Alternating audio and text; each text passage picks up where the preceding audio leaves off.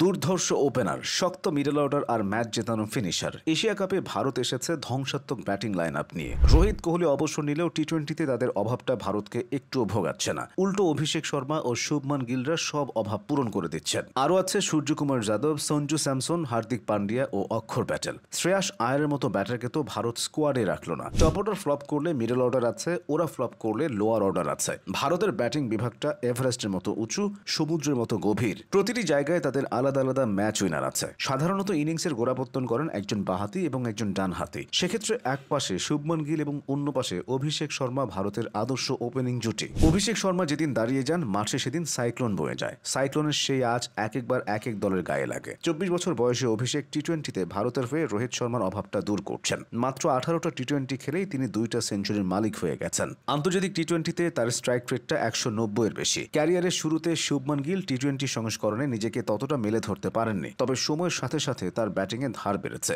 নান্দনিক সব শটসের কারণে ধারাবাহিকভাবে স্ট্রাইক রোটেশন গিল হয়ে উঠেছেন ভরসা স্থল। বিশেষ করে গৌতম গম্ভীর হেড কোচ হওয়ার পর থেকে তিনি টি-20-র জন্য সুনজরে আছেন। ভারতের টপ অর্ডারে আরেকটা বড় নাম সূর্যকুমার যাদব। সূর্যকে নিয়ে আলাদা করে ব্যাখ্যা বিশ্লেষণের প্রয়োজন নেই, যেন তার জন্মই হয়েছে টি-20 সংস্করণে আলো ছড়ানোর জন্য। উড়িয়ে ঘুরিয়ে ডানে বামে যেভাবে ইচ্ছে তিনি সেভাবেই ব্যাট করেন। মাঠের চারদিকে খেলতে পারেন বলে সূর্যকে কেউ কেউ ডি ভিলিয়ার্সের সাথেও তুলনা করেন। 80-র বেশি ম্যাচ খেলেও টি-20তে সূর্যের স্ট্রাইক রেটটা প্রায় 170। এবার আসা যাক মিডল অর্ডার প্রসঙ্গে। এখানে বর্তমানে ভারতের সবচেয়ে বড় ভরসার নাম তিলক ভার্মা। টি-20তে তিলক ভার্মার অভিষেকটা হয়েছিল 2023 সালে, তবে প্রথম ধাপে তিনি জাতীয় দলে থিতু হতে পারেননি। তার ক্যারিয়ারের বড়সড় বাগবদল ঘটে 2024 সালে সাউথ আফ্রিকার বিপক্ষে টি-20 সিরিজ দিয়ে। এরপর থেকে তিনি একটানা স্কোয়াডে আছেন। 26টা টি-20 খেলে 50 করে রান করেছেন। তার স্ট্রাইক রেটটাও চমকপ্রদ, 155। মিডল অর্ডারে সঞ্জু স্যামসনের কথাটা না বললেই নয়। ভারতীয় ক্রিকেটে স্যামসনের যেন পুনর্জন্ম হয়েছে। জাতীয় দলে আসা যাওয়া, দলের সাথে থাকলেও বেঞ্চে বসে থাকা,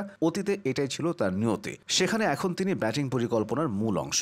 সঞ্জু স্যামসন স্পিন খেলায় দুর্দান্ত। তার স্ট্রাইক রোটেট করার দক্ষতা মিডল অর্ডারকে করে তুলেছে অনেক বেশি স্থিতিশীল। প্রতিটা দলেই একজন না একজন এক্স ফ্যাক্টর থাকেন। ভারতের ব্যাটিং বিভাগের সেই এক্স ফ্যাক্টরের নাম শিবম দুবে। দুবে হয়তো অন্যদের মতো বড় নাম হয়ে উঠতে পারেননি, তবে এ পর্যন্ত আসতে তাকে যথেষ্ট দক্ষতার পরীক্ষা দিতে হয়েছে। টি-20তে 140 স্ট্রাইক রেটে ব্যাট করা দুবে ক্রিজে আসলে অপ্রত্যাশিত কিছু ঘটাতে পারেন।